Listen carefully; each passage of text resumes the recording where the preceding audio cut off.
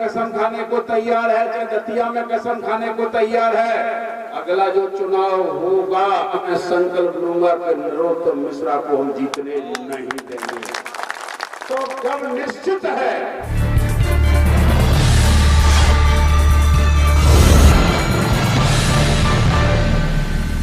धुरंधर बड़े बड़े नेता हमारे यादव समाज के थे, बड़े छोटे नहीं, और उनके ऊपर एफआईआर की और एफआईआर की धमकी दे करके और वहां की दर का।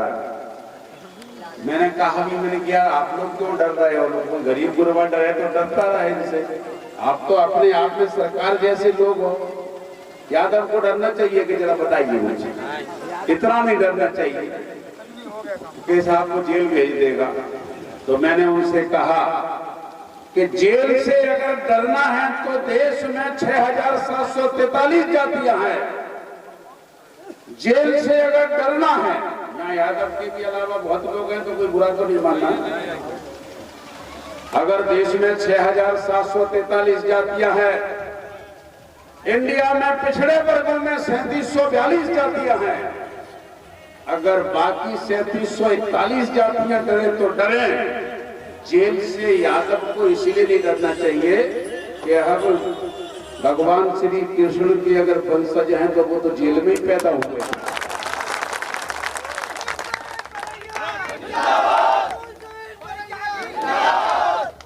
हम लोग सुनते रहते थे कि जन्माष्टमी श्री कृष्ण का जन्म जेल में हुआ। जेल में जिनका जन्म हुआ हो उनके हम वंशज हैं, उन्हें डरना चाहिए क्या? बल्कि इंतजार करना चाहिए। एक बार जो यादव जेल में गया वो बेकार, समझेंगे नहीं। इसलिए जब जेल में जाने के डर से अगर वो जा रहा है तो उसको कह दीजिए कि तुम अगर जेल के डर के मारे तुम उधर जा रहे हो तो तुम्हारे ऊपर हमें शक है।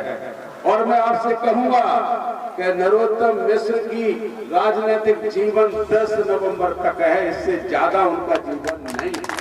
राजनीतिक बता रहा हूं मैं, कहीं और कुछ तो नहीं समझ लेना। राजनीतिक जीवन नरोत्तम मिश्र का 10 तारीख है, और 10 तारीख के बाद ये आदमी इस रोल में दिखाई दे जाए तो मेरा नाम पलट देना, मैं आपसे कह रहा हूं। और फिर भी अगर कोई कदम उठाने की कोशिश करे तो फूल सिंह भरैया चाहे सरसई में कसम खिला लो, चाहे आपको भांडर में कसम खाने को तैयार है, चाहे दतिया में कसम खाने को तैयार है। अगला जो चुनाव होगा 2.5 साल बाद 3 साल बाद, उस चुनाव में मैं संकल्प लूंगा कि नरोत्तम मिश्रा को हम जीतने नहीं देंगे। तो कब निश्चित है कि उस आदमी की ताकत 10 नवंबर तक है या 3 साल तक है, उससे काहे का डरना है? जो पुलिस वालों को तो मैंने कह दिया, इनको सबको कह दिया, अध्यक्षों को कह दिया, एसपी साहब को सबको कह दिया मैंने कि देखिए साहब ये आदमी तो 5 साल बाद हट जाएगा। ये तो 5 साल के लिए चुना जाता है, ये चुनाव हो रहा है 3 साल के लिए, और आप नौकरी करेंगे 30 साल के लिए। तो 30 साल की नौकरी 5 साल वाले के चक्कर में काहे को गंवाना चाहते हो? ठीक है कि नहीं?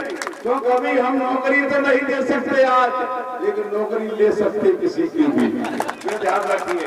तो इसलिए कोई डरने की जरूरत नहीं है। ये चुनाव बहुत ही फ्रैंकली लड़ेंगे, एक नहीं 1000 नरोत्तम मिश्रा आ जाए तो भी ये सीट कांग्रेस जीतेगी, मैं आपको कहना चाहूंगा। और किसी भी प्रकार से डरने की जरूरत नहीं है कहीं भी।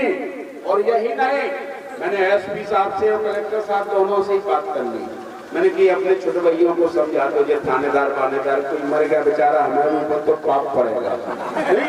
अब तक ये कोई थानेदार चला गया नौकरी से तो उसके बच्चे भूखों मरेंगे तो नहीं मरेंगे? अब बच्चे भूखों मरेंगे, गाली किसको देंगे? तो हमको ही देंगे। तो इन्हें समझा लीजिए कि नरोत्तम के चक्कर में कहीं मरमूल न जाएंगे, इनके बच्चे चले जाएंगे। तो इसीलिए मैं आपके बीच में इस मौके पर बस यही कहूंगा कि आप मोर्चा संभालने वाले हैं, आप नरोत्तम मिश्रा के चक्कर में इधर उधर का चक्कर ना करें। बहुत बड़े बड़े नामी लोग हैं जो चले गए इस तरह का करके, लेकिन मैं फिर भी आपसे कहूंगा कि आने वाला समय वो आपका है। एक जगह की बात नहीं कर रहा मैं, 28 की 28 विधानसभा सीटें 28 की 28 विधानसभा सीटें कांग्रेस जीतेगी, बीजेपी हारेगी।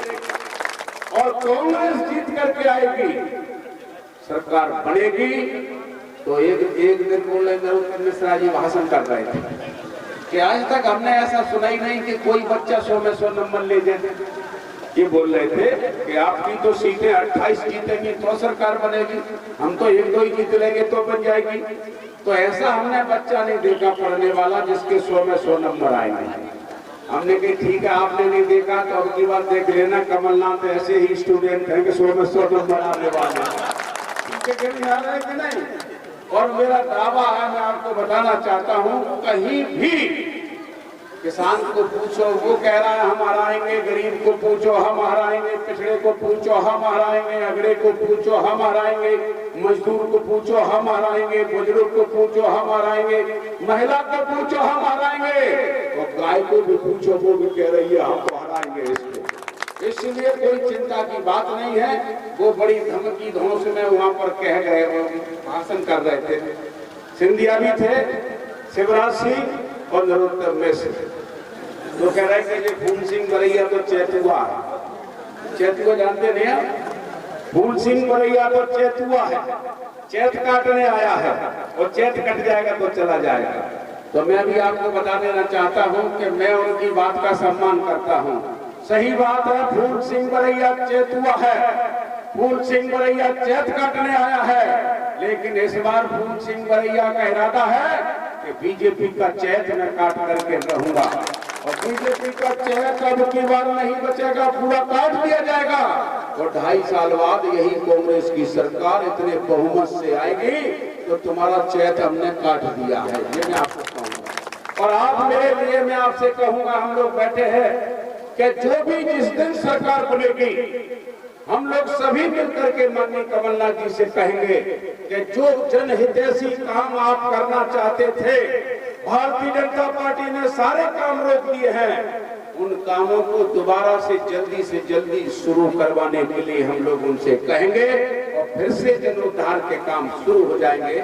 और मैं आपके बीच में अगर जीत करके जाऊंगा, आप चाहते हैं कि फूल सिंह बरैया जीत करके जाए, तो मैं जीत करके जाऊंगा आपके बीच से, तो मुझे निश्चित रूप से मुझे आपसे कहने में खुशी हो रही है कि अगर आपके जीवन में कहीं प्रगति का मार्ग है, कहीं आप उन्नति के मार्ग पर आगे बढ़ रहे हो, कोई रुकावट बन रहा है, चाहे शासन हो प्रशासन हो, आपके बीच में रुकावट बनेगा या आपके सम्मान में रुकावट बनेगा, किसी भी प्रकार की प्रगति की किसी भी तरह के विकास में रुकावट बनेगा, और आपकी तरफ अगर उंगली भी उठाएगा, आपकी तरफ अगर कमर भी उठा लेगा, आपकी तरफ अगर आंख भी उठाएगा, तो सरसई से दतिया से बहुत तक जवाब पत्थर से दिया जाएगा।